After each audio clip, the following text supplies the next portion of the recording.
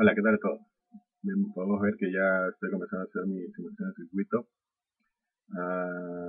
Este circuito consta ahorita de tres partes, que viene a ser mi circuito rectificador de onda completa de 220 voltios, mis baterías de 5 y 15 voltios que vienen a ser, que le he comprado por internet, y este circuito de acá que es lo más importante. Este circuito de acá es el que separa mi parte de circuitos con mi parte analógica. Ah, para separar esto hay varios métodos. Yo lo estoy usando por un optocuplador porque es lo más fácil que puedo encontrar y es muy confiable. Bueno, ¿qué es un optocuplador? Un optocuplador básicamente es como podemos ver dentro del circuito, tenemos un LED y hay una insulación, una separación y un transistor que esta línea no debería tener, pero es un transistor que se excita por luz. Entonces, si yo le mando un 1, o sea, si le mando un 1 así, ¿no? El LED se prende, la puerta se activa y deja pasar la corriente, ¿no? O de lo contrario, si pongo un 0, el LED se desactiva, la puerta se cierra y no pasa nada, ¿no? Ah, para los que no saben hacer un rectificador de onda completa, así rapidito, básicamente es una onda senoidal que viene a ser es una frecuencia de la red, perdón, es el voltaje de red con la frecuencia de 60 Hz. En mi caso, aquí en Perú 220 voltios, 60 Hz, yo estoy poniendo 0.5 Hz solo para que vean cómo es la onda senoidal y puedan ver cómo transforma.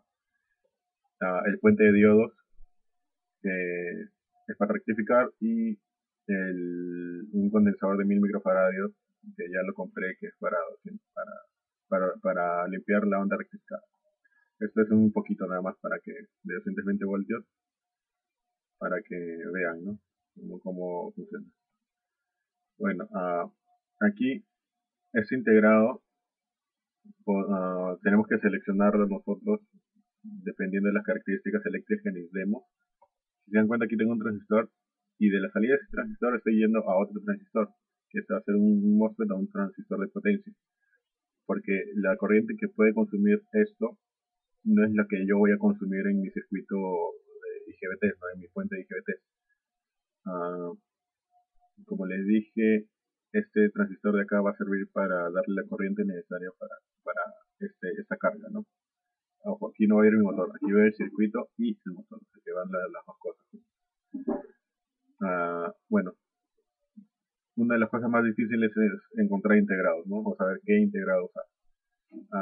Para eso, generalmente yo sé que lo voy a comprar por internet, así que vengo a eBay. Disculpen las imágenes. Vamos a optocoplador. Y envío gratis. Bueno, pues lo primero que encuentro son los optocopladores, ¿no? Aquí le puedo poner desde más barato primero y me sale, por ejemplo, este autoacoplador para Arduino está $1 con envío gratis.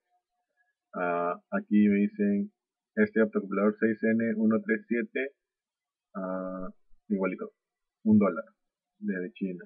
Generalmente se van a Perú 3 semanas hasta un mes. Ya saquen su cuenta, pues están en otros países, ¿no? Pero generalmente en su casa electrónica lo van a encontrar más rápido y quizás sea un poquito más barato.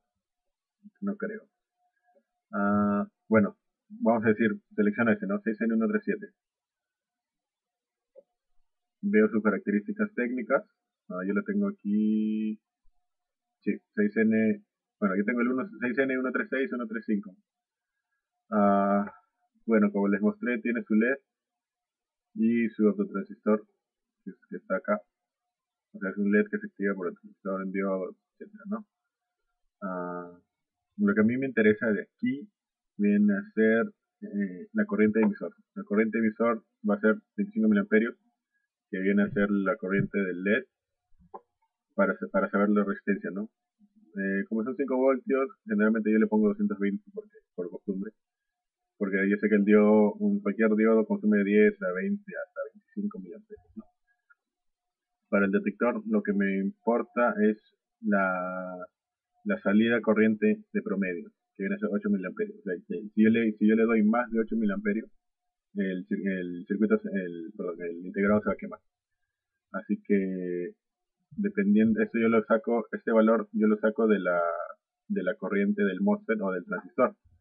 Por ejemplo, aquí he usado un 2N222. Este es un transistor virtual que obviamente no voy a usar porque yo sé que no funciona al voltaje que yo le estoy poniendo de 220 voltios. Y vamos a ver cuánto consume. Por ejemplo, cuando volvemos a cada play y va a salir cuánto consume, ¿no? Por ejemplo, ahorita este circuito abierto, podemos ver que cómo está rectificando mi onda completa. Por ejemplo, aquí sale la alterna, la cual prende el foco, y aquí rectifica. Entonces aquí tengo 220 voltios, corriente en voltaje continuo, tierra de continuo, aquí tengo mis 5 voltios y mis 15 voltios. Entonces con mis 5 voltios vamos a simular este switch, ¿no? Esta conmutación. Y si damos cuenta, los 15 y los 220 voltios tienen la misma tierra. Si cerramos el circuito, uy, este error siempre sale, no sé por qué, pero vamos a ver. Lo único que he hecho es cerrar el circuito y miren, consume 4,6 miliamperios, o sea que esto está trabajando tranquilo.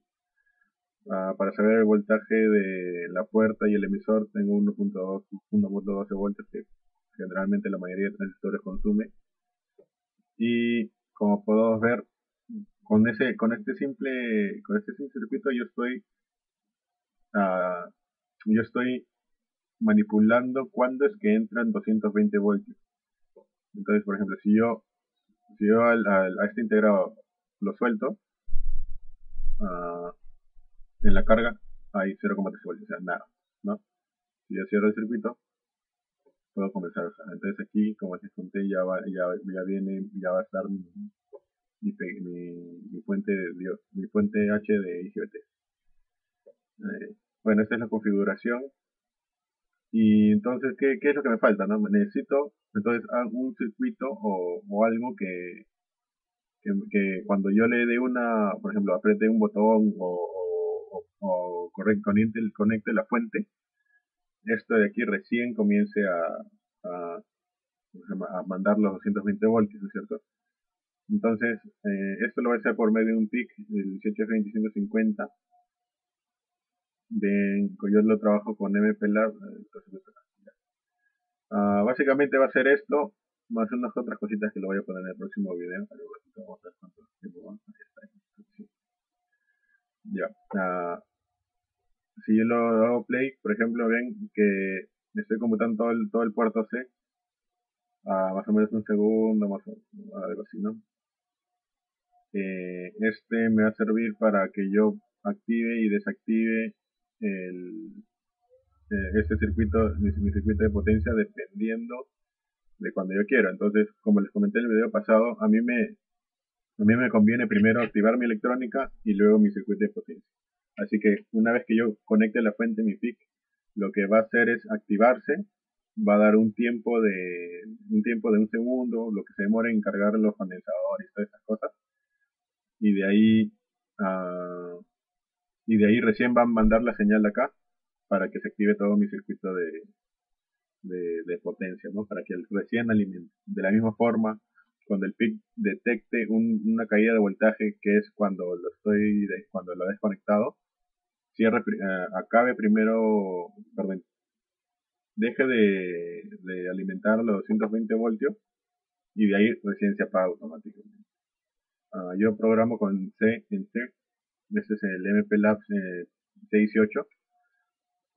Básicamente, ahorita le estoy poniendo una librería de retardos, estoy configurando el PIC para que funcione a 48 MHz.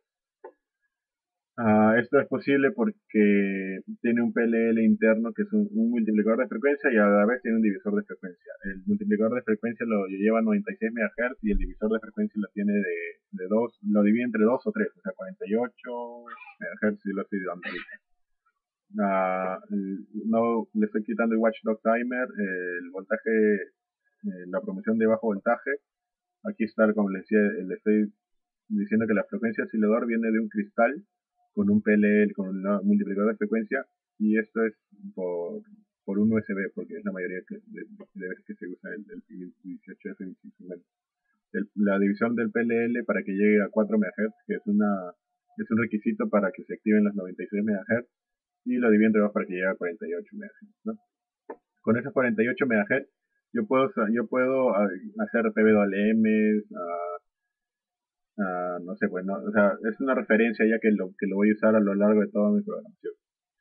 Uh, las, los delays que usa el PIC, perdón, el 618 es por instrucciones de ciclo, no por segundo. Esto me conviene a mí porque ustedes saben que si por ejemplo tengo una programación de un segundo, ¿no? Y por ahí algo pasa, le cambio el oscilador, se malogra, ¿no? O sea, ya es otra cosa, o sea, ya fue, ¿no? O sea, es otro tiempo, son otras características. Entonces, yo, dependiendo del oscilador, yo puedo saber cuánto tiempo va a pasar. Entonces, si tengo 48 MHz de CPU, ¿cuánto se demora en hacer una instrucción de ciclo?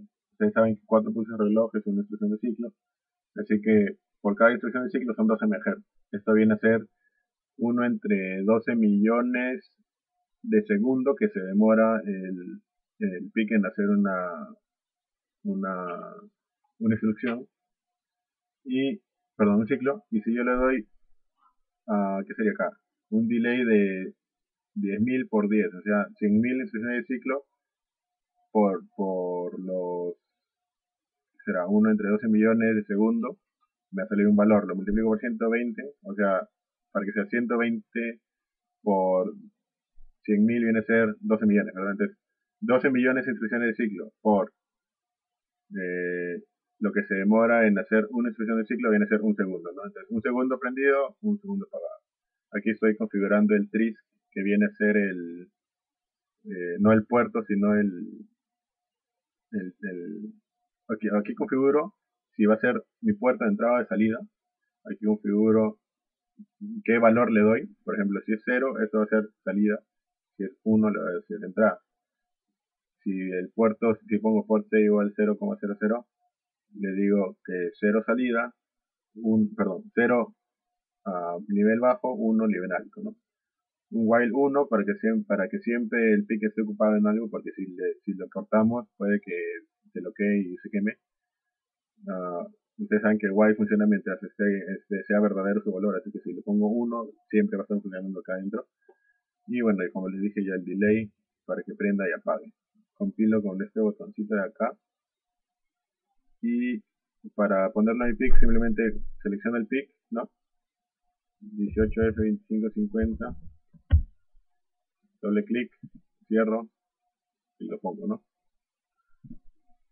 Entonces, si le hago doble clic aquí, le digo a qué frecuencia está trabajando el CPU, el procesador, y selecciono cuál es en la carpeta donde guardé el archivo, ¿no? Y de ahí le pongo play y ya está computando aquí. Claro, ven, cada segundo más.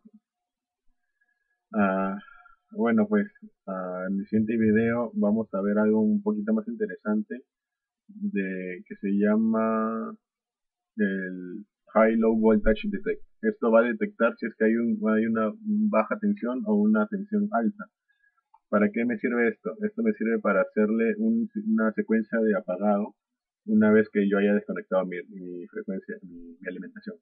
Por ejemplo, ustedes saben que si yo quito el enchufe, se apaga todo, ¿verdad? Entonces, antes de que se apague todo, porque generalmente por la corriente que consume el motor se va a acabar primero la corriente del motor y luego la corriente de mi circuito. Entonces, yo primero lo que quiero hacer es asegurarme de que apagar mi potencia y luego apagar mi electrónica. Entonces, yo con una configuración y el pin, me parece que es el pin, a ver, el pin 10 no, es el pin 7 el RA5, yo puedo darle un voltaje de referencia y por programación, cuando detecte un bajo voltaje, que viene a ser esto, ¿no? Pueda crear una interrupción y dentro de la interrupción le digo que quite la alimentación a esto, ¿no? O sea, que se quede así. Antes que el PIC se apague, ya apagó la frecuencia, la alimentación y ahí me aseguro sí o sí de que se va a apagar primero mi potencia y luego mi electrónica. Así que eso es lo que vamos a hacer el próximo video. Espero que les haya gustado. Disculpen que no he podido explicar cómo hacer esto de Proteus, pero espero hacerlo el próximo video, sino que me queda poco tiempo. Y bueno, pues no se olviden suscribirse y si les gustó, por favor pongan el like y bueno, nos vemos el próximo video.